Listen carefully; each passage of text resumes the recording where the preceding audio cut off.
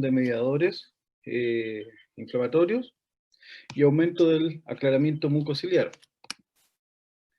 Sus efectos farmacológicos tienen relación con la relajación bronquial, ¿ya? Y bueno, con lo que les decía recién, disminución de la liberación de mediadores y aumento del aclaramiento mucociliar. Son rápidos y eficaces, relajando todas las vías aéreas y protegiendo frente a cualquier estímulo broncoconstrictor, y no modifican la respuesta inflamatoria tardía ni suprimen la...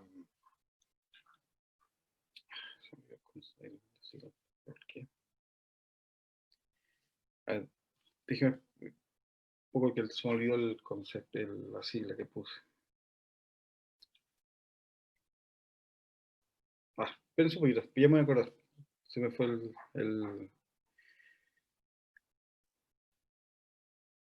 se lo digo al quiero. Espérense un poquito. Como mecanismo de acción, vamos a ver, o les había dicho, que la activación beta-adrenérgica activaba, ¿no es cierto?, la producción de AMP cíclico, de la adenata ciclasa, y la producción de AMP cíclico, y eso llevaba, ¿no es cierto?, a generación de broncodilatación, ¿ya? Lo mismo que a través de un mecanismo inverso, en el cual tenemos la teofilina, que ya habíamos nombrado, y por inhibición de la fosfodiesterasa, podía mantener los niveles de AMP cíclico y generar también la misma broncodilatación, ¿ya? Ahora, la administración, en general, es por vía oral, por elevada incidencia de efectos secundarios, por vía inhalatoria. Se ha visto que son rápidos y cortos, con acciones de entre 3 a 6 horas, por ejemplo, el salmeterol o formoterol, el cual presenta una acción un poco más larga, alrededor de 10 horas, y que, ¿no es cierto?, se pueden ocupar por uso crónico. Son muy selectivos, altas concentraciones en la pared de las vías respiratorias y muy bajas concentraciones plasmáticas, y presentan menos reacciones adversas. Su inconveniente es la dificultad de utilización, pero en general en estos fármacos, y en especial cuya administración por vía inhalatoria, están siendo de amplio uso ahora, y reemplazando antiguos, por ejemplo, como el salbutamol. Las reacciones adversas por administración bioral en general se dan o presentan temblor en extremidades por efecto beta 2, taquicardia y palpitaciones, posible acción beta 1, y por generación de vasodilatación, y vamos a ver intranquilidad y sensación de nerviosismo por acción central. También se ve reacciones adversas por administración por vía inhalatoria, en el cual son muy pocas. En general, las mayores reacciones adversas relacionadas con la administración por vía inhalatoria están relacionadas con las vías de conducción, desde la boca a la tráquea. Por eso, los que ocupan este tipo de fármacos, se les pide que una vez que se lo administren, se enjuaguen profusamente la boca para tratar de eliminar todo el fármaco que pueda haber quedado en esta zona, porque genera sequedad de la boca, ¿sí? Por lo tanto, es mejor tratar de eliminarlo. Ahora,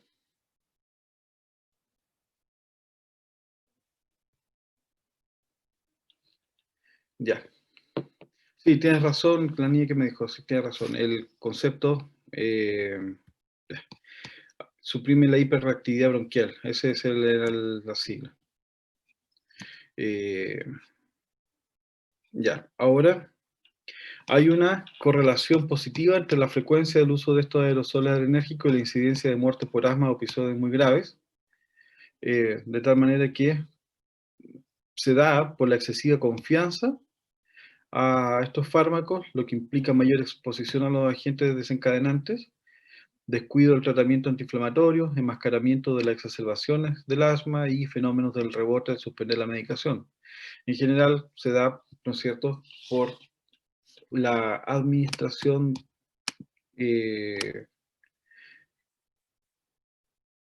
el cual tú no vas a,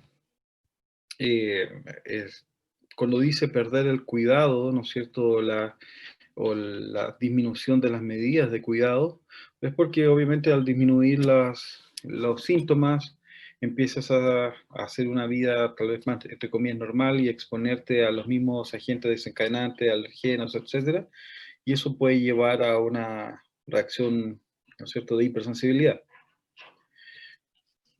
También, obviamente, descuidar tratamientos complementarios, etcétera. Ahora, las aplicaciones terapéuticas dadas para exacerbaciones agudas del asma, para la prevención por el ejercicio, de asma por el ejercicio, y los de vida media más larga para el asma nocturna, la asma intermitente y leve, se dan preferiblemente los fármacos de acción corta, y obviamente con un único tratamiento, considerando la demanda, ¿sí?, ante episodios en los cuales lo presente. Para asma persistente, ya los cuales presentan síntomas diarios, se dan en general un fármaco de acción larga más corticoide, ¿sí?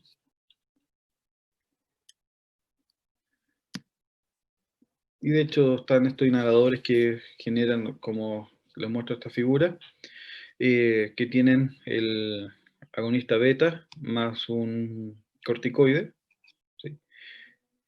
Por ejemplo, uno muy común es el formoterol con budesonida. Y los nuevos tipos de administración de estos inhaladores están haciendo que sean mucho más eficaces en su acción. Como les contaba la semana pasada, las cámaras, o sea, ya no se necesitan la presencia de cámaras para los nuevos, porque tiene una especie de cámara interna que solamente deja salir el fármaco cuando ustedes aspiran, de tal manera que ya no se pierde fármaco en el exterior.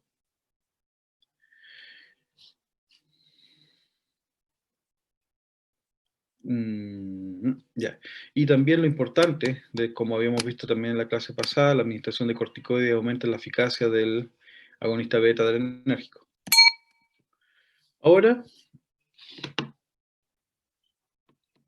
vemos que los principales agonistas beta adrenérgicos que se administran, los principales obviamente están por vía inhalatoria, pero hay algunos que se da o se administran por vía oral.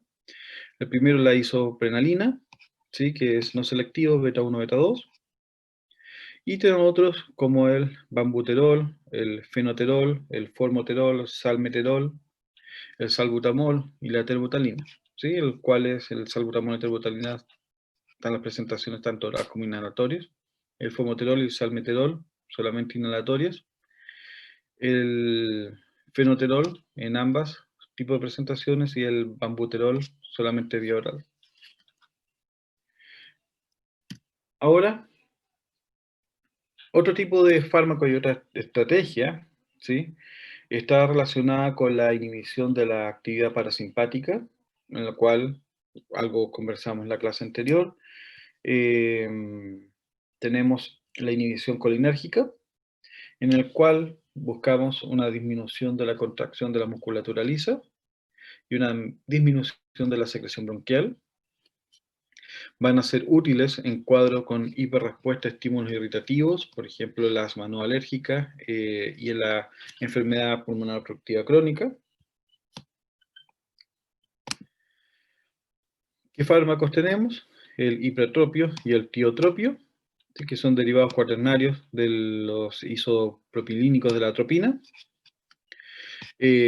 Atraviesan muy mal las membranas, son inhalados, solamente el 10% del total alcanza los bronquios, y menos del 1% atraviesa el epitelio bronquial.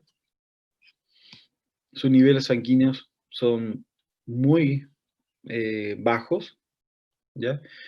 Y la escasa fracción que podría alcanzar la sangre no atraviesa la barrera hematocefálica, por lo que en general, si pudiera presentar algún efecto adverso, van a ser principalmente periféricos. Se ha encontrado que la concentración plasmática es 1000 veces menor a la alcanzada, ¿no es cierto?, de la vía aérea.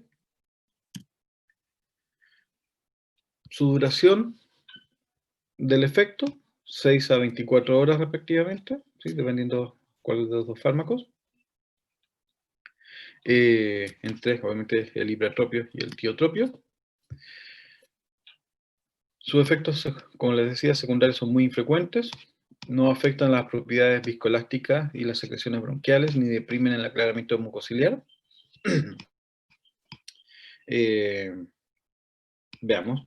Indicados principalmente, ¿no es cierto?, en asma aguda, severa, intratable, ¿sí?, estatus asmático. Ancianos, ante asmas no alérgicas, producto de estímulos irritantes, y ante la presencia de beta bloqueadores.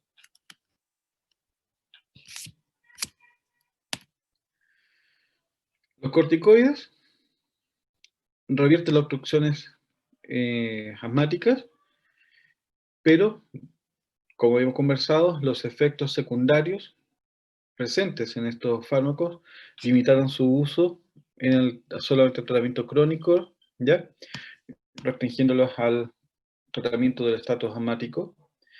Y la nueva, como habíamos visto en las diapositivas anteriores, las nuevas o la introducción de la administración de estos corticoides en forma inhaladas en bajas dosis ha permitido su uso crónico y especialmente, como habíamos dicho, permite aumentar la efectividad de los agonistas beta. Ahora, actualmente es la primera elección en el tratamiento crónico del asma. Las características químicas en general de estos fármacos, si ustedes se fijan aquí la prednisona, solamente para que ustedes tengan una, no vamos a mostrar la farmacoquímica, pero están compuestos en general de 4 anillos, ¿sí? Y vamos, ustedes pueden ver, ¿no es cierto?, los distintos grupos que vamos o van a presentar estos fármacos, que van a generar principalmente como efecto incrementar la acción tópica por vía inhalatoria y reducir los efectos sistémicos, disminuyendo los efectos secundarios. Ahora, se ha visto que principalmente la sustitución de los grupos OH, ¿ya?, en los carbonos 16, 17, 21, que están aquí, ¿ya?, por grupos ésteres o cetónicos, ¿ya?, van a generar los distintos tipos de fármacos, por ejemplo, la beclometasona, la budenisona y la fluticasona. Ahora, sus efectos antiasmáticos reducen la infiltración y la activación de eosinófilos en el pulmón, inhiben la producción y liberación de los mediadores espasmógenos de los leucotrienos C4 y los D4, y además el factor de activador plaquetario liberados por los eosinófilos y macrófagos a través de la inducción de la lipocortina, ¿sí?, que es un inhibidor de la fosfolipasa 2. De tal manera que también van a sensibilizar los receptores beta 2 pulmonares, incrementando la respuesta a los agonistas beta adrenérgicos, por lo tanto previenen el desarrollo de la tolerancia a los mismos fármacos agonistas beta adrenérgicos, ¿sí? Por lo tanto, los corticoides van a bloquear la respuesta inflamatoria tardía, la reabsorción del exudado, desaparición de la mucosidad y reducción de la broncoconstricción, general entre las 4 o 6 horas. También van a bloquear o disminuir la consiguiente hiperreactividad bronquial, generando o estimulando la reparación del epitelio. Esto obviamente como un efecto gradual que requiere meses. Ahora, a largo plazo, reducen la cantidad de mastocitos presentes en la vía aérea por la disminución de la producción de la interleuquina 3. Ya, obviamente que esta va a regular la producción de estos mastocitos. Y su administración continuada previene la respuesta inmediata. Ahora, las reacciones adversas en general se ven inhalación por las vías o administración por inhalación, efectos sistémicos muy raros, pueden aparecer candidiasis orofaringea, afonía, que es frecuente y reversible, y se reducen intercalando los dispositivos entre la boquilla del inhalador y la boca, disminuyendo así el depósito orofaringeo y aumentando el pulmonar, y enjuagando la boca después de la inhalación. Ahora, los efectos adversos por vía oral. Ahí se ven efectos sistémicos más frecuentes. Se ve una supresión de la función adrenal, ¿sí? Por feedback negativo. Osteoporosis en adultos e inhibición del crecimiento en niños. Aumento del apetito y de peso y de la fragilidad capilar. Incremento en la retención de sodio e hipertensión. Diabetes, miopatía, diarrea, alteración de estado de ánimo, insomnio y cefalea. Por lo tanto, sus aplicaciones terapéuticas están relacionadas con el tratamiento, o es el tratamiento de elección para un paciente asmático adulto que necesite tratamiento con beta-agonista adrenérgico. En general, se administra más de 2 veces al día. Ahora, por las bajas dosis que se están administrando y la efectividad en la combinación de estos fármacos entre el corticoide y el agonista beta-adrenérgico, no se limita tanto la administración y se pueden ocupar en general cuando se vaya necesitando, ¿sí?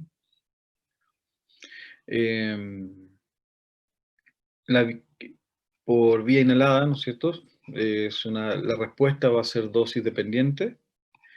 Se comienza con dosis bajas, de tal manera que cuando se necesite puede llegar a unas dosis máximas en las cuales no presentas aún efectos sistémicos, ¿sí? Que son 3 veces la dosis más mínima. Y obviamente esta dosis que podría presentar, ¿no es cierto?, ya efectos sistémicos están relacionados con una concentración plasmática que podría llegar, ¿no es cierto?, o con una concentración de fármacos, mejor dicho, de 2 microgramos, 2000 microgramos, como 2 miligramos diarios. En niños, preferiblemente, se administra el cromoglicato o el nedocromilo, perdón. Por vía oral, se ve exacerbaciones graves o rápidamente deteriorantes del asma. En tratamientos cortos de menos de 2 semanas se pueden dar con dosis bajas y de esa manera, ¿no es cierto?, que sea suficiente para poder tratar la crisis. En tratamientos crónicos, para ciertos cuadros de asma grave, en los cuales son resistentes a broncodilatadores y a dosis elevadas de corticoide inhalado, se puede dar este tipo de forma de administración, pero obviamente teniendo en consideración los potenciales efectos adversos. Ahora, los inhibidores de la liberación de mediadores, como el cromoglicato disódico y el nedocromilo, que inhiben la respuesta broncoconstrictora inmediata y la inflamatoria tardía, por lo tanto, obviamente, la hiperreactividad bronquial, generan una acción preventiva y no ejercen efectos broncodilatadores. no son eficientes en todos los pacientes, es imposible predecir su respuesta, y son más efectivos en niños con asma alérgica. Su mecanismo de acción: inhiben la respuesta broncoconstrictora inmediata, efecto estabilizador sobre los mastocitos, más potenciación de la vía del óxido nítrico, ¿sí? Inhiben la respuesta inflamatoria tardía y la consiguiente hiperreactividad bronquial, evitan la activación y migración de las células inflamatorias, ya sea con eosinófilo y macrófago alveolares. Su administración: inhalado como polvo seco 2 a 4 veces al día. Los nebulizadores especialmente útiles para niños de entre 2 a 5 años. Y su efecto máximo se ve a las 2 a 3 semanas de iniciado el tratamiento. Sus reacciones adversas son mínimas por escasa absorción. El cromoglicato puede generar irritación local, sequedad, espasmo bronquial y tos irritativa, y en algunos pacientes puede originar eritema. Y el neocromilo: alteraciones del gusto, cefaleas, náuseas, vómitos y mareos.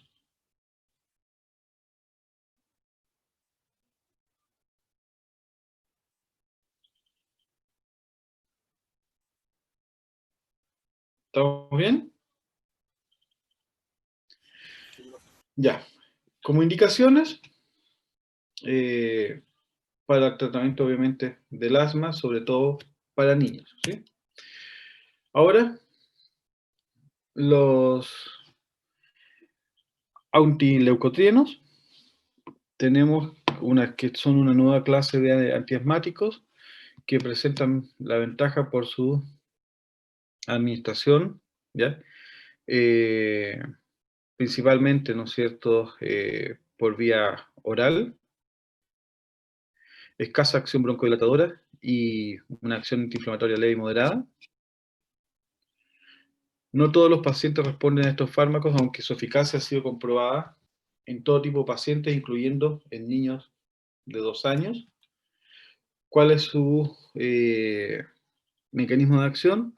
En general se ve como son, ya o algo ya lo habíamos conversado en las diapositivas anteriores, los leucotrienos, ¿sí?, van a generar una función importante en la inflamación,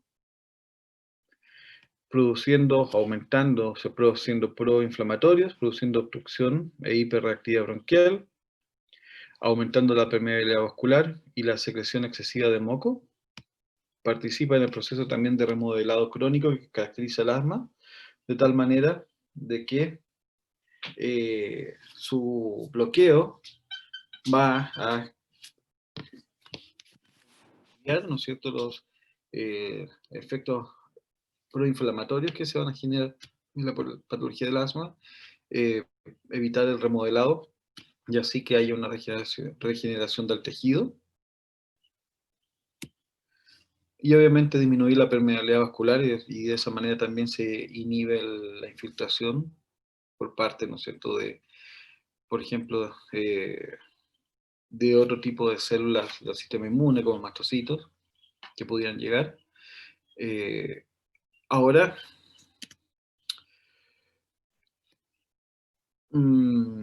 también otro punto importante de la acción de los leucotrienos es que va a estimular la producción o la proliferación de los mastocitos basófilos y eosinófilos. Principalmente también, bueno, vamos a tener los mastocitos, y de esa manera, eh, al inhibir, ¿no es cierto?, los leucotrienos, vamos a disminuir la proliferación de estas células, como lo había dicho en la diapositiva anterior, y de esa manera disminuir la respuesta inflamatoria.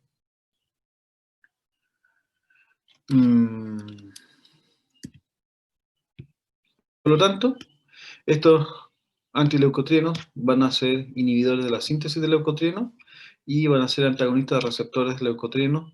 Por lo tanto, van a evitar la acción de los leucotrienos propiamente tal, ¿sí? Ahora, sus indicaciones se dan para tratamientos complementarios del asma leve o moderada, no controlada, también como efecto aditivo al administrarlo con agonistas beta-adrenérgicos. Para el asma alérgica, reduce la respuesta precoz y tardía de los alergenos inhalados. En el asma, por la administración de ácido acetilsalicílico y la inducida por el ejercicio, van a generar prevención, pero con una discreta actividad. Por lo tanto, va a ser insuficiente para el tratamiento del broncoespasmo agudo. Ineficaces en pacientes en los que los leucotrienos cis tienen una pobre participación en el asma. Ahora, sus efectos adversos, escasos, presenta cefaleas y trastornos digestivos, y además puede generar, ¿no es cierto?, el síndrome de Churg-Strauss, que es principalmente vasculitis con infiltración eosinófila muy rara, ¿ya?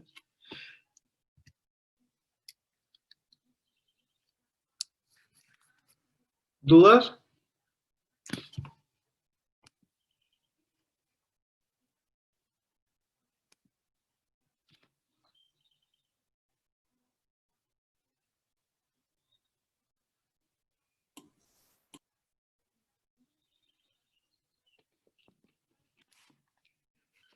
¿Dudas? ¿Alguna? No, profe.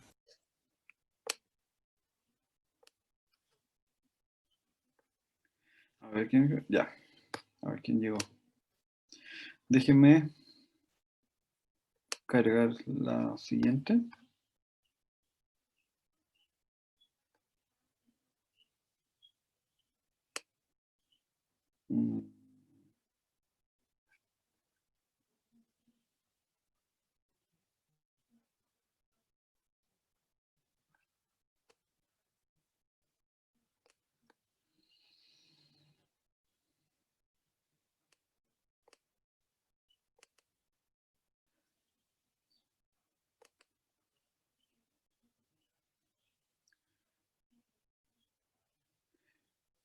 Ya, el control de la semana anterior, pero mientras corrijo esto, quería preguntarles, ¿el control de la semana anterior lo hicimos de fármacos antiinflamatorios? Sí, profe. Ya. Em,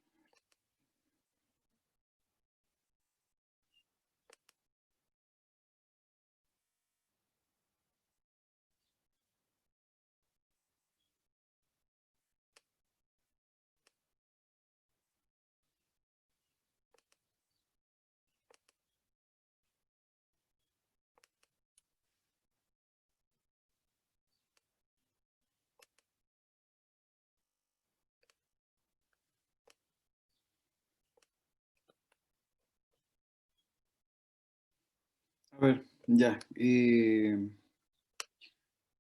Aquí vamos a hacer un cambio, o sea, me refiero al cambio de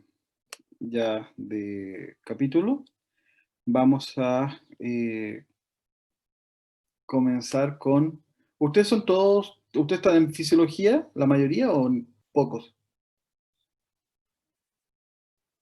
Todos, profe. ¿Todos? Sí. Por segunda vez, sí. Ah, ya, pero ustedes son los que dieron, pero ustedes entonces en la parte de fisiología 1 no vieron sistema digestivo, entonces. No. O sea, lo vimos, pero vimos como poco. Y ahora vimos en fisiopatología el semestre pasado, como que vimos un poco más, pero ahí no. Ya es que si no voy a hablar en chino, realmente.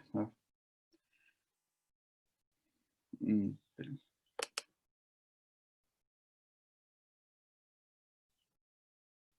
¿Dónde está? Ya, a ver, voy a hacer un pequeño repaso muy rápido, sí, no tenemos tiempo, pero del sistema digestivo, como para poder entrar a hablar de los fármacos y de la parte, bueno, como hablaba un poco más también clínica, pero necesito que, a ver, manejen un poco algunos conceptos, si no vamos a estar mal. ¿Ven la diapositiva?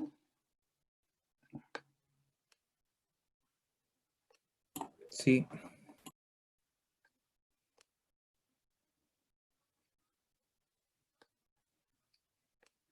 Ya, a ver. Ahora sí. Ya, voy a hacer un pequeño solamente. Si voy muy rápido me dicen, pero eh, a ver.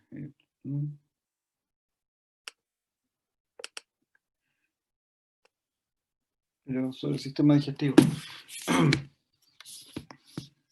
A ver, lo primero sobre el sistema digestivo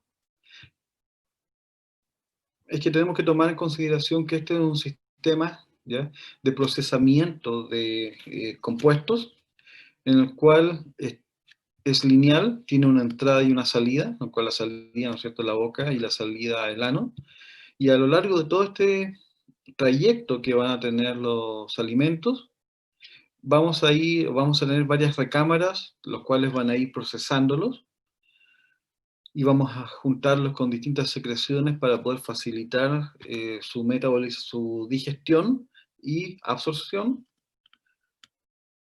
Como ustedes ven acá, el sistema digestivo parte de la boca, donde tienen, ¿no es cierto?, que los dientes van a permitir moler el alimento, empezar a fraccionarlo. Después va a ser enviado al estómago, donde las secreciones ácidas van a permitir, y de hormonas, permitir empezar a degradar las proteínas, pero también permitir eliminar ciertos patógenos que pudieran venir en el alimento y generar, ¿no es cierto?, una separación por fracciones, de tal manera que los compuestos que sean de más rápido paso por el sistema digestivo pasen primero, y después los que son de más lenta digestión, como las grasas. Y una vez que llegan al intestino delgado, que es la zona donde nosotros principalmente vamos a tener la absorción de los nutrientes, vamos a juntarlos con las secreciones biliares, que vienen, ¿no es cierto?, desde del hígado, y pancreáticas, donde vienen las enzimas que van a permitir la degradación tanto de carbohidratos, proteínas y lípidos. Y de ahí, cuando se junten en este intestino delgado, van a empezar a absorberse los nutrientes, y lo que no se va a ir procesando de tal manera que después se pueda solidificar para generar las heces y esta pueda ser eliminada. Ahora, todo este proceso está relacionado con distintas capacidades que tiene el sistema digestivo, que tienen que ver con la motilidad, o sea, la capacidad del sistema de poder generar el movimiento del bolo alimenticio a través del sistema, la capacidad de secretar, como les decía, poder mandar al lumen del intestino distintos componentes, enzimas y electrolitos, ¿sí?, y otros compuestos, para poder procesar el alimento. Digestión, pues dar el medio y el tiempo necesario para que los componentes del bolo alimenticio sean degradados o fraccionados, y normalmente colocándolos de las formas posibles para que puedan ser absorbidos.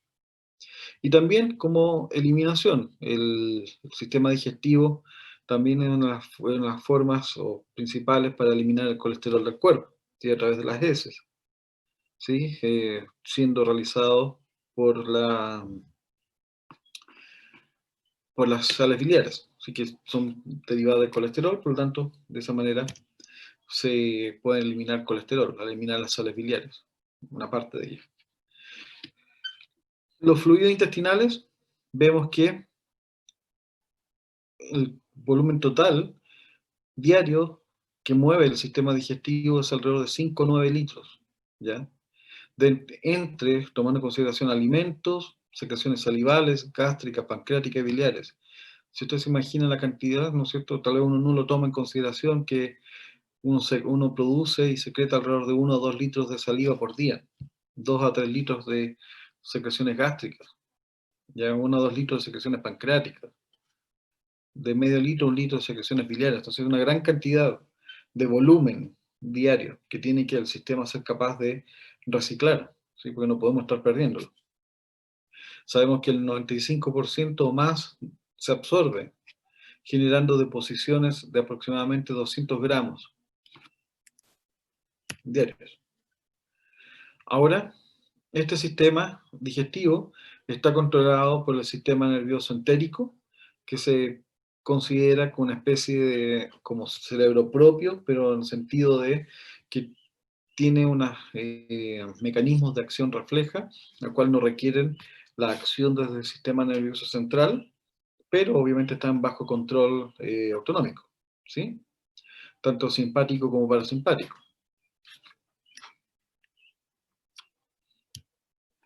Ahora, todos los alimentos que van a pasar por el sistema eh, digestivo van luego a desembocar en la vena porta, si ustedes se fijan.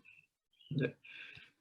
La gran mayoría, hay una fracción que en general son los lípidos, van a pasar al sistema linfático, pero la gran mayoría va a pasar al sistema venoso para, en este sistema que se llama porta hepático, se dirige al hígado y aquí tenemos el primer paso, como ya lo habíamos hablado en las primeras clases del curso.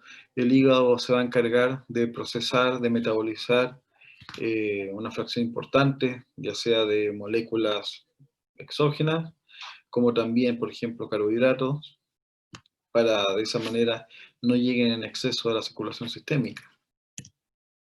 Ahora, este proceso de movilización, ¿ya? Y facilitación de la digestión de los alimentos se debe a una serie de estructuras que están presentes en el sistema digestivo, en el cual, a nivel, por ejemplo, intestinal, vamos a tener las células endoteliales, las células entéricas, los cuales, si ustedes se fijan, tienen microvellosidades, tienen vellosidades, que tienen como función, que ustedes ven aquí, ¿ya? Aumentar el área de contacto con las moléculas del alimento y así aumentar la superficie de absorción y hacerlo más eficiente, al igual como lo veíamos ustedes tal vez lo vieron, bueno, tal vez no lo han visto todavía, no hemos llegado ahí, como el sistema respiratorio, en el cual la superficie de intercambio gaseoso es de alrededor de una cancha de tenis, ¿sí? La superficie intestinal para la absorción de nutrientes también alrededor de 1 o 2 canchas de tenis, ¿sí? La superficie, si ustedes tiraran todas las células, las dispusieran, ¿cierto?, una a la otra, daría una superficie de ese tamaño. Y solamente para poder amplificar, ¿no es cierto?, la efectividad de la absorción de los nutrientes. Pero además, estas células están recubiertas, ¿sí?, por musculatura lisa, la cual va a permitir generar, ¿no es cierto?, ¿Se los... escucha? ¿Aló? ¿Me escuchan? ¿Sí? Sí, profe. Ya. Entonces, eh, entonces, a través de estas, ¿no es cierto?, contracciones y relajaciones de la musculatura lisa, va a permitir los movimientos peristálticos, que son movimientos de onda, que van a ir movilizando el bolo alimenticio a lo largo del sistema. También, como les había dicho, está controlado por vía neuronal, pero el sistema nervioso entérico, en el que vamos a encontrar el plexo mientérico y el plexo submucoso, ¿ya?, en el cual Si ustedes se fijan acá, el plexo submucoso está inervando toda la zona más profunda y de las células entéricas, ¿ya? Y el plexo mientérico es más superficial y principalmente actuando sobre la musculatura lisa. Y estos funcionan de tal manera que vamos a tener, si ustedes se fijan aquí en la figura, funciona en un circuito, ¿ya? Reflejo, que manda la información desde el epitelio por vía aferente a un centro, ¿no es cierto?, de control, que sería este sistema, ¿no es cierto?, esta neurona del sistema nervioso entérico, que van a procesar la información por vía eferente y que va a llegar tanto a la musculatura lisa como a las células epiteliales para poder generar, ¿no es cierto?, los cambios. Pero además este centro de control está bajo control del sistema nervioso central por vía autonómica, ¿sí? Ahora, este funciona, este sistema, ¿no es cierto?, nervioso entérico, funciona de tal manera que va a responder tanto a la acción, no sé, generada o activación de vías neuronas aferentes que van a responder a estímulos mecánicos. Por ejemplo, cuando ustedes comen, el estómago se va a distender por el volumen del alimento y esa distensión de la musculatura, ¿no es cierto?, va a generar una activación de estos receptores sensibles a estrés mecánico. Pero también van a ver estos terminales reaccionando, van a estar reaccionando ante los compuestos químicos de los alimentos, de tal manera que lleve la información para qué, para que empecemos tanto a generar, ¿no es cierto?, los movimientos peristálticos, como también las secreciones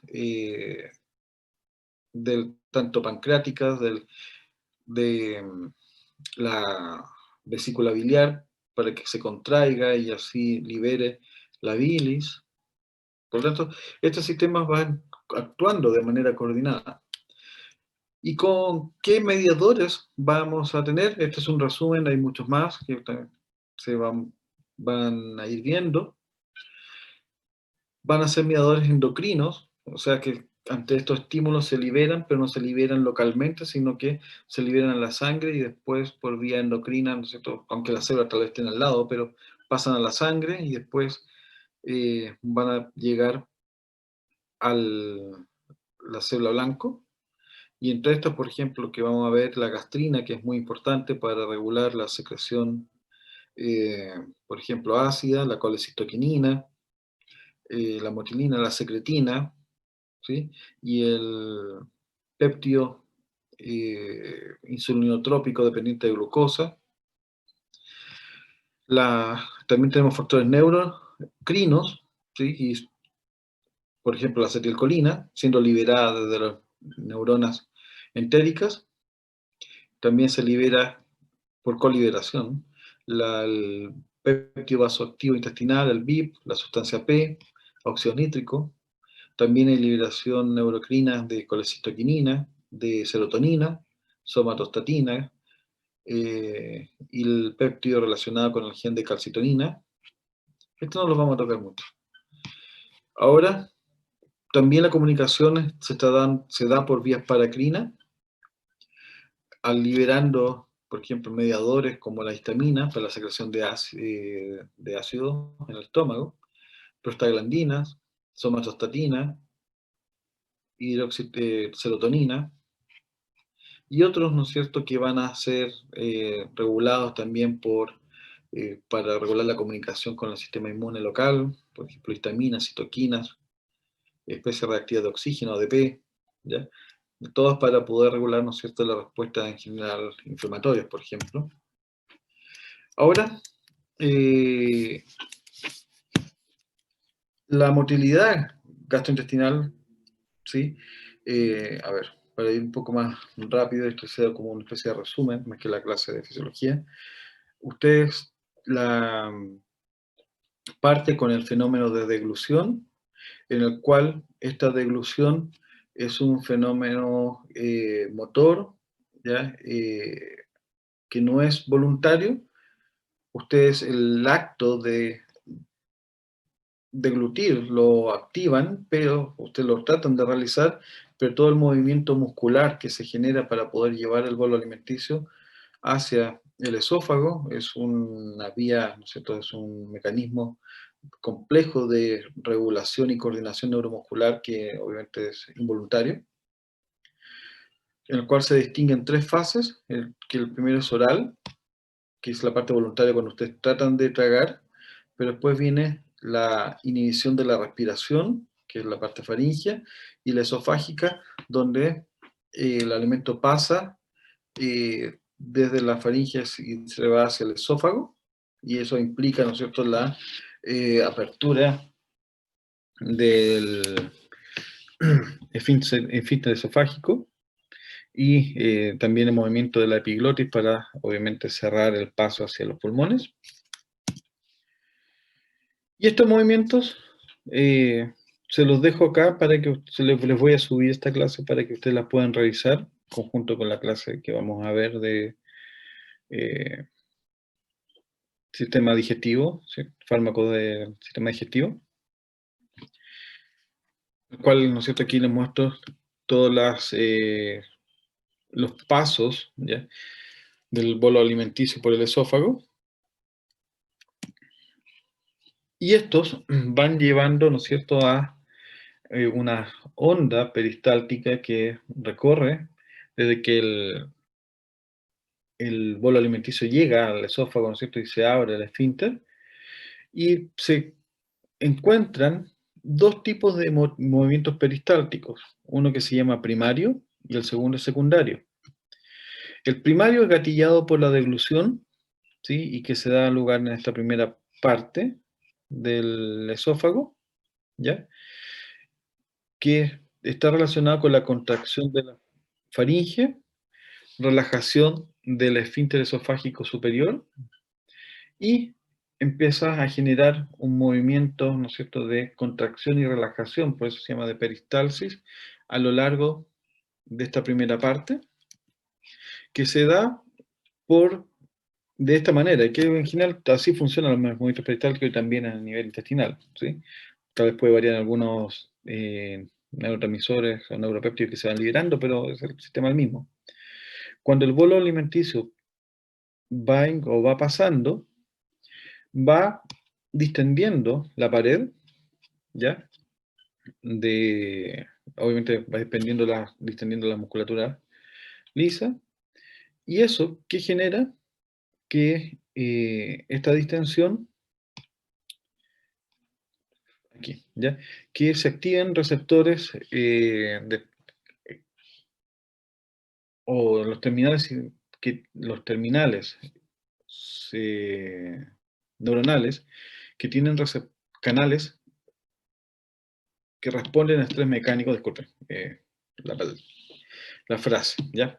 Entonces, estos canales que van a responder y se van a abrir por estrés mecánico, cuando se distiende el esófago, se estira, se abren y obviamente va a generar la depolarización de esas neuronas y la generación de potencial de acción que llega al complejo dorso-vagal, y este va a enviar por vía eferente la respuesta, que es a nivel caudal, por delante del bolo alimenticio, se libera óxido nítrico para que haya relajación de la musculatura lisa, y por vía, ¿no es cierto?, o por detrás de donde va el bolo alimenticio, por la zona anterior, hay liberación de acetilcolina que va a generar la contracción, ¿ya?, muscular lisa, y de esa manera se contrae, se distiende y va avanzando.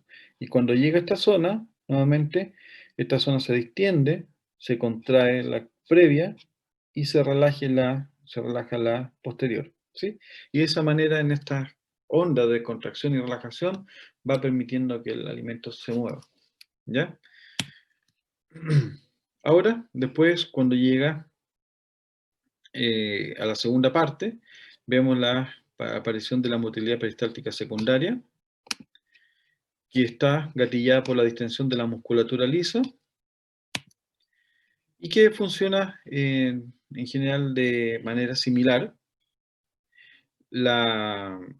Tanto la distensión, ¿sí?, como ya la aparición o ya empieza a ser sensible por la presencia de contenido que pudiera tener bajo pH, va a permitir el mismo tipo de mecanismo, contracción ya anterior y relajación posterior, para permitir el movimiento, ¿sí? En este caso lo hace también con óxido nítrico y el péptido vasoactivo intestinal, y la contracción por la liberación de acetilcolina. Ahora, cuando llega el alimento al estómago, vemos la apertura del esfínter, ¿sí?, el cardia, para que ocurra, ¿no es cierto?, el paso del estómago hacia el estómago, ¿ya? Y aquí, en esta zona, vamos a encontrar el estómago, eh, tres, tres lugares, en los cuales, después se los voy a nombrar, pero tenemos el antro, el cuerpo y el fondo, ¿ya? En el cual los alimentos empiezan obviamente por gravedad, a acumularse en la parte inferior, y aquí empiezan a haber ciertas contracciones en el estómago que va a empezar a generar la mezcla del estómago con las secreciones gástricas, ¿sí?, y la separación de los distintos componentes, como les decía, entre los solubles y liposolubles, perdón, los hidrosolubles y los lipídicos, de tal manera que las partes, ¿no es cierto?, todo lo soluble en agua va a pasar primero y los lipídicos van a pasar después, y los alimentos poco molidos van a empezar a quedar en el fondo, que van a ir avanzando al final. Ahora, ¿qué es lo que ven acá ustedes? Y así también estas contracciones van a empezar a generar el vaciamiento gástrico de manera fraccionada, en bolos, para que vayan pasando o avanzando por el intestino, ¿ya? Y aquí vemos los movimientos de retropropulsión, de contracción, que van generando la separación de las distintas capas de compuestos, ¿sí? Ahora, en el intestino, nuevamente tenemos el paso del intestino también se da por nuestros movimientos peristálticos, de la misma manera, contracción anterior, relajación posterior, para poder ir avanzándolo. Pero estos se van dando en ondas que son más lentas, ¿ya? Si ustedes se fijan en el duodeno, los ciclos de acoplamiento y propagación se generan alrededor de 11 a 12 ciclos por minuto, ¿sí?, los cuales permiten que se muevan alrededor de 10 a 25 centímetros por minuto. En el ilion, estos disminuyen a 7 a 8 ciclos por minuto, son más irregulares y de menor amplitud, y generando que los movimientos sean más lentos, ¿ya? Y los movimientos de contracción pueden generar también, o sea, van a ser, ¿no es cierto?, ondas lentas y de contracción propulsiva para ir movilizándolo y avanzándolo. Y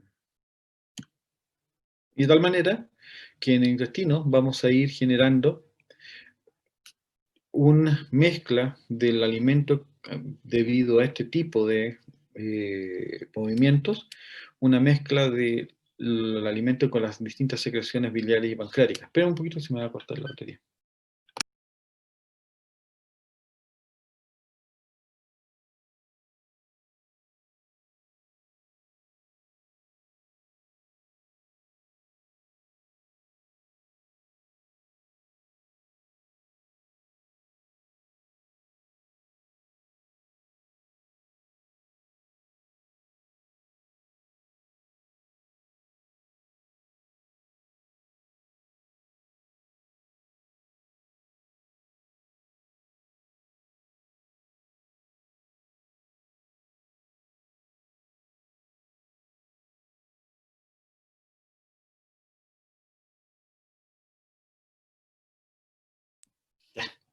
Volví.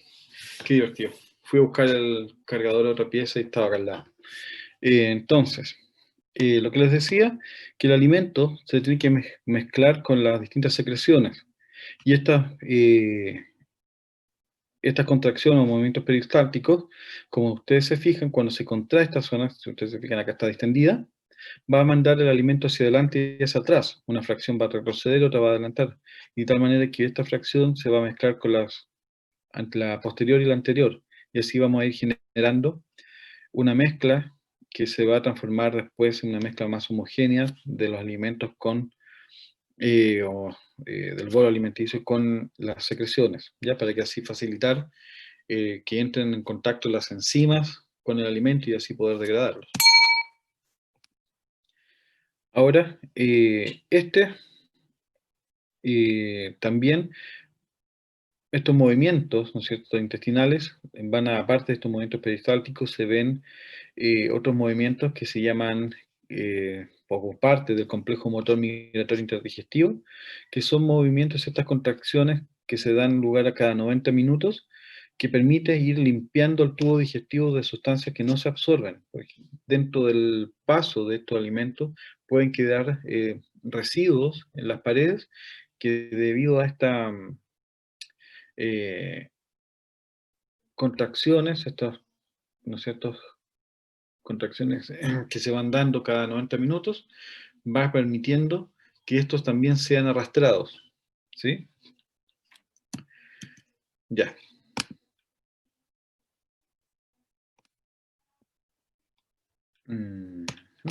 Ya, y de esa manera, ¿no es cierto?, nosotros vamos a ir movilizando los alimentos hasta llegar y formar las heces, ¿sí? En el cual, obviamente, la formación de las heces implica finalmente ir absorbiendo el agua y generando un componente más sólido, que es lo que se va a eliminar. Ahora, lo importante, porque aquí los fármacos, todas las estrategias farmacológicas en general que vamos a ver, están relacionados con ir, primero que nada, algunos fármacos alterando la motilidad, o para poder restablecer la motilidad gastrointestinal, otros, ¿no es cierto?, para poder favorecerla, de tal manera que permitir la evacuación, otros para poder disminuirla y de tal manera de dar el tiempo para que se forme una heces más sólida. También otros fármacos dentro de este sistema digestivo van a estar relacionados con la modulación de las secreciones a lo largo del sistema, de las distintas, o también la administración de ciertos fármacos o de compuestos que permitan la mejor absorción de los alimentos o de la digestión de los alimentos, etc. Entonces esto es lo que vamos, es desde la parte fisiológica que les voy a presentar ahora, y ahí lo podemos analizar después junto con la parte farmacológica mañana. A ver, lo primero, que las secreciones que van a juntarse con el alimento parten desde la boca con la secreción salival. Esta secreción salival se va produciendo, ¿ya?, en las glándulas salivales, ¿sí? El profe no está compartiendo pantalla. ¿No? No, ahora no. Quería la clase para mí nomás. Ya. ¿Ahora sí? Sí, ahora sí, profe. Ya. Bueno, no voy a pasar nada. Ya, entonces, lo que les decía, que el alimento se empieza ya a mezclar con las secreciones en la boca, con la secreción salival, que es producida por las glándulas salivales, ¿sí? Y estas glándulas salivales están formadas por acinos, que se refieren a una disposición, ¿no es cierto?, de estas células que van secretando los distintos componentes en una cavidad interior, así que un ducto, y en este ducto se van movilizando y se van procesando estas secreciones para generar el contenido o la composición final de las secreciones. Y vamos a ver la secreción pancreática también, en el páncreas exocrino, funciona de la misma manera. Ahora, las funciones de la saliva están relacionadas con la lubricación y adhesión, ¿sí? Permitir, ¿no es cierto?, que los alimentos no se queden pegados ni dañen el epitelio de la boca, sino que puedan pasar suavemente. También poder solubilizar los alimentos secos para permitir, ¿no es cierto?, facilitar su digestión. Como higiene oral, ¿ya? Para iniciar la digestión de ciertos alimentos, por ejemplo, con el del almidón, con la amilasa salival. Tamponar el contenido del alimento, de tal manera que no, si es muy ácido no vaya a generar un daño. Y proveer de fluidos, ¿sí?, también a la boca. Y en el ser humano, no tanto, pero esto se ve más en animales, que permite el enfriamiento del cuerpo por la evaporación de la saliva. Si ustedes se fijan en los perros, cuando andan jadeando, andan con la lengua afuera, ¿sí? Ellos lo que están haciendo es enfriando su cuerpo mediante la evaporación de la saliva. Ahora, como les decía, la estructura de los acinos, en los cuales vamos a generar un contenido, una secreción primaria, que en general son isotónicas con respecto al plasma. Va a contener enzimas, por ejemplo, la amilasa salival, y otros iones como sodio, potasio, cloruro, bicarbonato. Nuevamente, como es isotónico, están en la misma concentración plasmática. Y después, cuando pasa esta secreción al ducto, se va a modificar su contenido. Se absorbe sodio y obviamente cloruro. Si se absorbe sodio, se absorbe cloruro. Y se secreta bicarbonato y potasio. ¿Ya? Dado que estos ductos tienen muy baja permeabilidad osmótica, por lo tanto, no va a pasar el agua, sino que va a haber movimientos de solutos, de tal manera que vamos a generar una secreción salival que va a ser hipotónica respecto al plasma. Como vamos a estar captando el sodio y el cloruro, vamos a estar disminuyendo la cantidad de soluto presente. Ahora, la secreción gástrica está compuesta, ¿sí?, principalmente de ácido clorhídrico, de ciertas enzimas como el pepsinógeno, otros electrolitos compuestos como bicarbonato, que va a permitir, ¿no es cierto?, proteger al epitelio del ácido, del pH ácido, el factor intrínseco, y también agua, obviamente, ¿sí? Y también va a tener algunas funciones también de secreción de hormonas, por ejemplo la gastrina y la somatostatina, y funciones motoras, como ya lo habíamos visto anteriormente. Ahora, dentro del estómago, como le había dicho, vamos a dividirlo en tres partes, que es el antro, el cuerpo y el fondo. Y es en esta zona del cuerpo donde tenemos principalmente la presencia de las glándulas oxínticas, que aquí vamos a tener la secreción a ver, ya. Vamos a tener la secreción de ácido, ¿sí?, y de hormonas, los cuales, ¿no es cierto?, obviamente, las que van a ser secretadas van a pasar para poder mezclarse con los alimentos. Ahora, dentro de esta composición de la glándula, vamos a ver que en la zona superficial tenemos las células epiteliales, que van a estar bajo constante estrés, ¿sí?, dado que aquí van a estar, ¿no es cierto?, todo el ácido, por lo tanto vamos a tener vamos a estar junto con células del cuello que van a estar secretando una mucosa para poder protegerla hasta el epitelio del ácido. Vamos a tener células stem cells que van a permitir regenerar este epitelio que está en constante estrés y se está muriendo, dañando. Y aquí vamos a encontrar más profundamente las células parietales, que son nuestras células que van a estar secretando el ácido clorhídrico. Y también vamos a encontrar las células principales, ¿sí? Que van a estar secretando pepsinógeno. Y otras células endocrinas, ¿sí? Que van a estar secretando otro tipo de hormonas, que van más allá. ¿Ya? Y aquí, como ustedes ven, tenemos las células parietales secretando ácido clorhídrico, las células principales secretando el pepsinógeno, y acá en la base vamos a tener algunas otras células que van a estar secretando, por ejemplo, las células G, que van a secretar la gastrina, ¿ya? Esta gastrina va a ir por vía endocrina para actuar sobre estas células parietales que están aquí en no sé, una zona superior, ¿ya? Ya. Ahora, obviamente, por lo tanto, las distintas zonas del estómago van a tener una función diferente, ¿ya? En el antro, la secreción principal es la gastrina, en el cuerpo, las secreciones de ácido y enzima.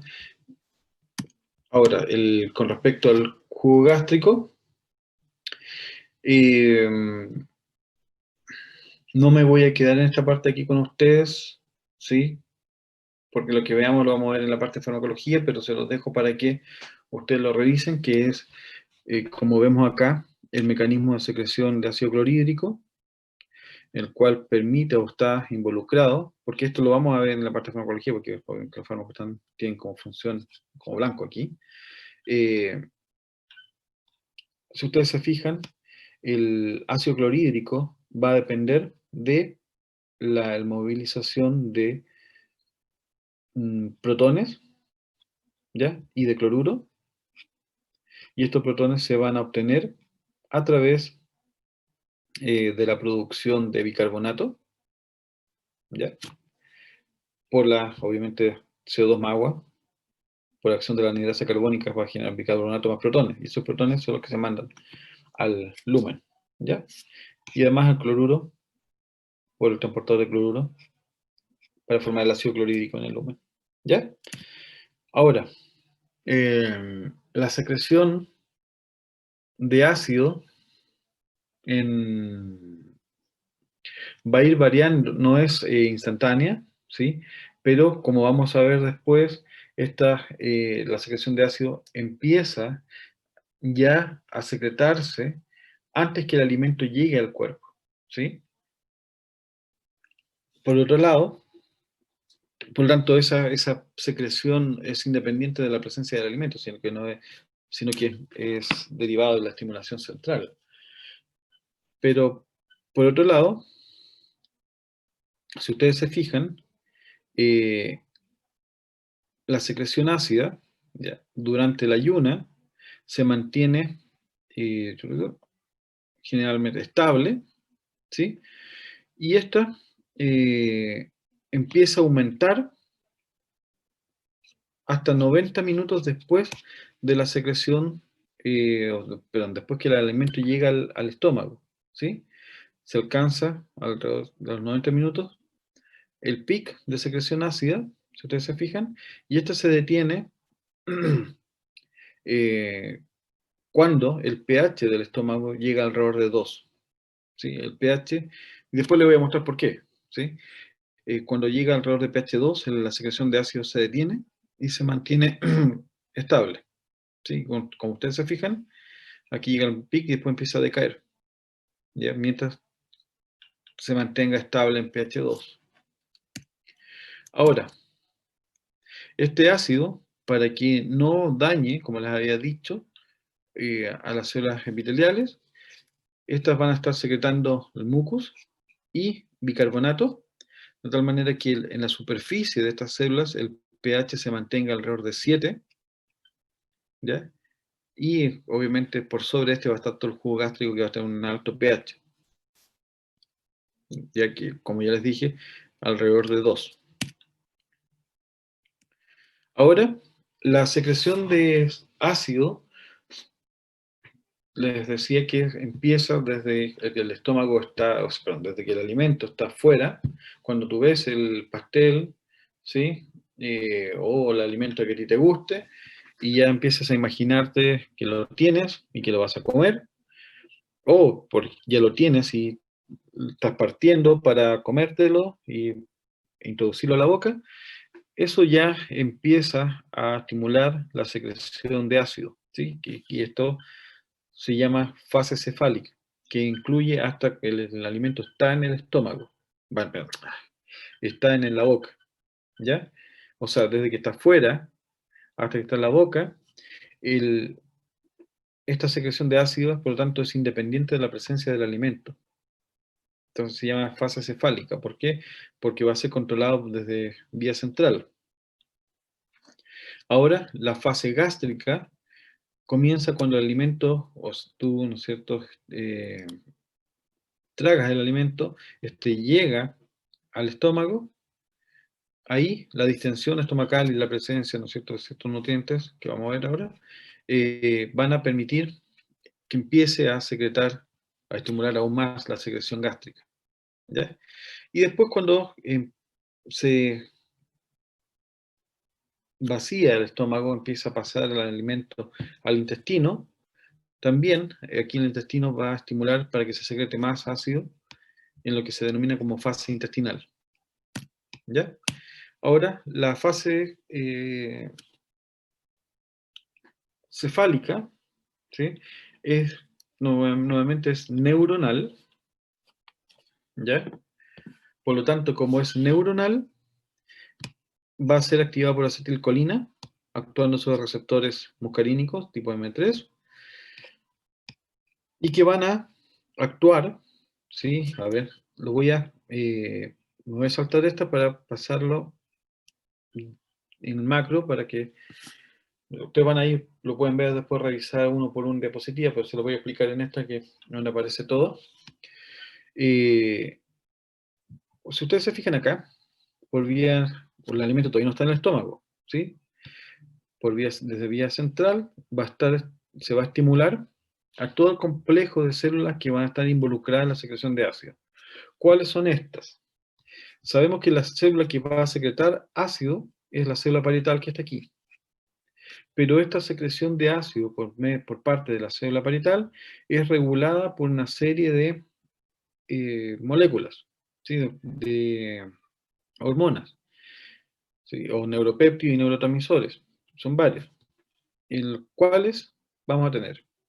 Primero que nada tenemos la célula enterocromafin, que está aquí, que va a producir y secretar histamina, y esta histamina estimula la secreción de ácido por parte de la célula parietal. Tenemos la célula G, que está acá.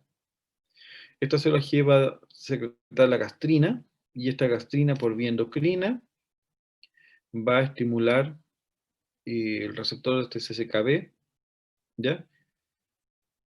En la célula parietal, para que estimule la secreción de ácido. Por lo tanto, tenemos la célula enterocromafin y la célula G, histamina, gastrina, estimulando la secreción de ácido, y además por vía entérica, ¿sí? Por la acetilcolina, que también va a estimular este proceso, ¿ya? Y ahí va a liberarse ácido clorhídrico.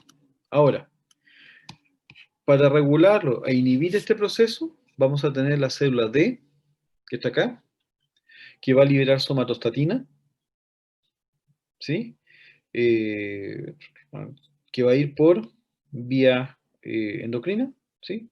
Pasando la sangre, después llega a la célula parietal, para que deje de secretar ácido clorhídrico. Ahora, ¿cuál es el estímulo? ¿Sí? Porque esta célula D, mientras el pH en el estómago no alcance el pH 2, esta célula D está siendo inhibida por la gastrina, por acetilcolina, ¿sí? ¿Para qué? Para que no secrete somatostatina, ¿ya? Ahora, ¿ya? Cuando se llega a pH 2, ¿sí? Esta inhibición de la acetilcolina va a permitir, obviamente por el aumento de la concentración de protones, hace que esta inhibición por parte de la acetilcolina se rompa y se empiece a secretar somatostatina. Esta somatostatina va a ir y va a actuar, ya sea por vía paracrina o endocrina, para que las células G dejen de secretar gastrina y la gastrina deje de estimular a las células, perdón, ¿dónde está ahí? Aquí. Para que deje de estimular a la célula enterocromafin, para que deje de liberar histamina, así la gastrina, deje de secretar gastrina, para que la célula enterocromafin no, o la gastrina no estimule su receptor y la célula principal,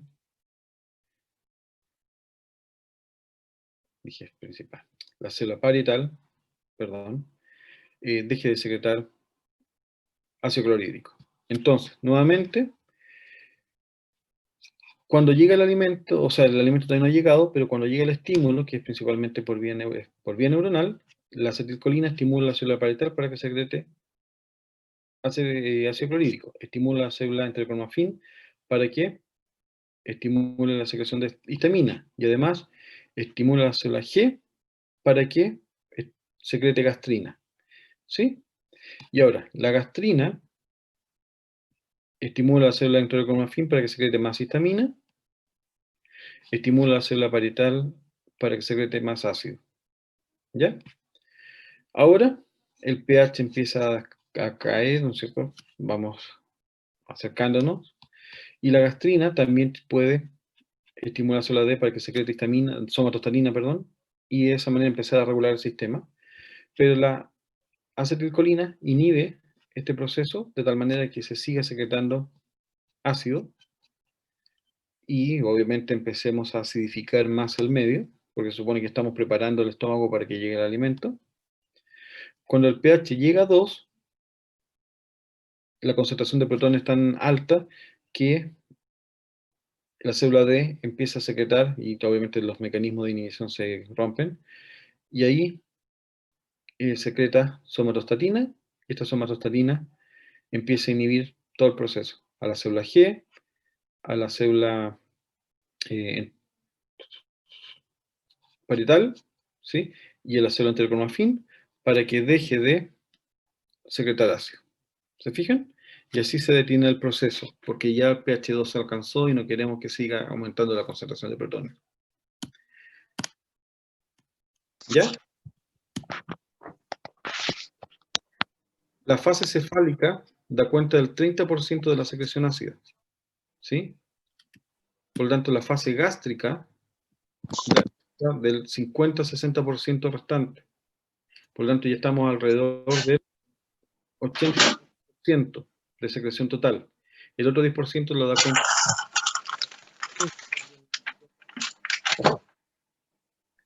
Gracias. Entonces, la fase gástrica, el alimento ya llegó al estómago.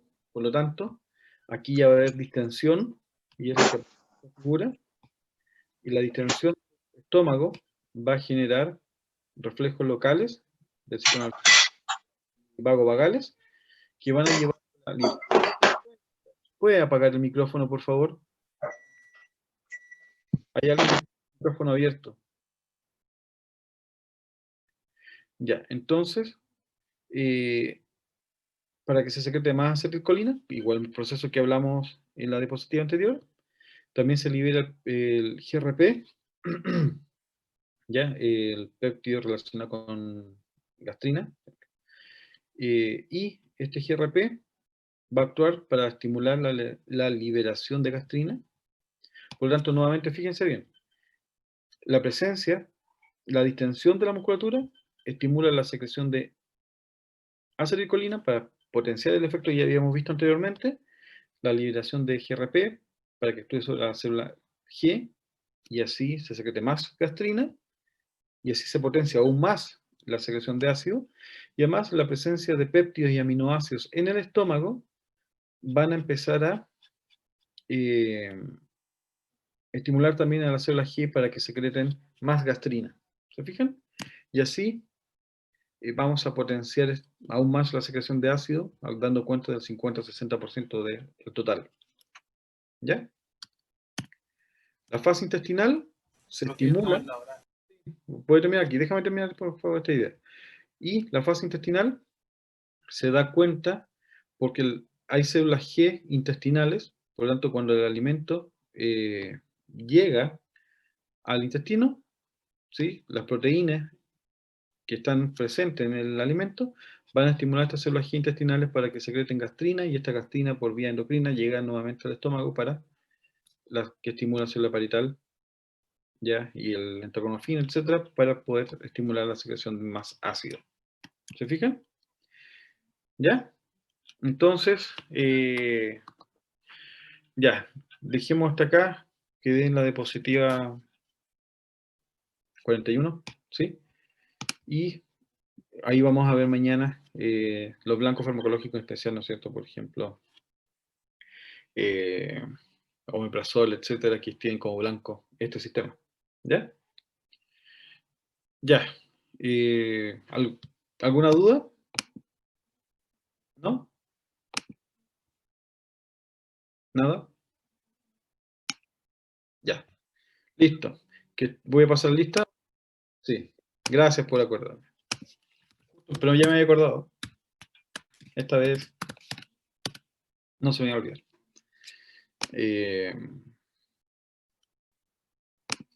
No, estamos... No.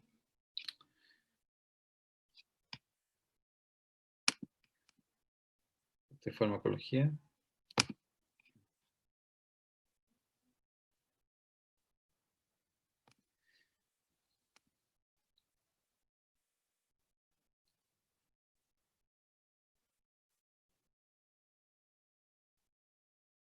Ya. Gustavo Alfaro. Gustavo Alfaro. Presente. Catalina Alfaro. Catalina Alfaro.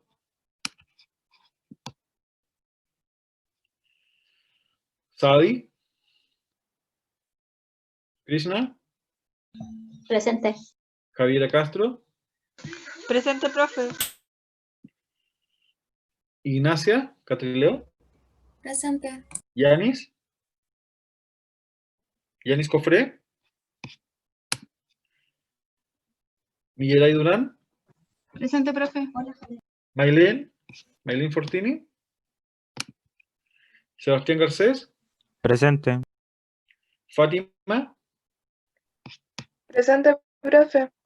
Ignacio Ibarra está. Cristian. ¿No? Javier Ibarra. Javier Ibarra. Álvaro Jiménez. Presente. Andrea Leiva. Presente. Joshua Millar. Presente. Kevin Olivares. Presente. Andrea Paredes. Presente, profe. Danixa Paredes. Presente, profe. Vania Pérez. Presente. Camila Rojas. Camila. Santiago Sepúlveda. Santiago. Cristian Valenzuela. Presente, profe. Alexandra Vargas. Alexandra, ¿no? Fernanda Vázquez. Presente. Daniel Vidal. Presente, profe. Nicolás Yacín. Presente. Ya. Oigan, acuérdense, ustedes recibieron ustedes, con excepción de un grupo, me parece, todos me enviaron el resumen, yo les contesté, pero hay un grupo que todavía no me lo envía. ¿Sí? Así que, a ver, el grupo... un poquito. El grupo de... Ah, ya. Sí, ya lo vi con ustedes. No. Ellos ya lo conversamos. Así que estoy esperando su resumen al grupo que falta. Y acuérdense, les envié un correo más o menos, tratar de Están bien, encuentro que los temas están bastante interesantes, pero nuevamente les quiero recordar. A ver, que ustedes están, estoy confundido con. No dije nada. ¿Profe, fisio o fármaco? Ay, no, ya. Estoy con hipoglicemia, ¿ya? Listo. Dejemos hasta acá nomás. Como ustedes están en los dos cursos, ya me confundí. Listo, ya. Ya. ¿Puede ser, profe? Chao, profe, que esté bien. ¿Quién?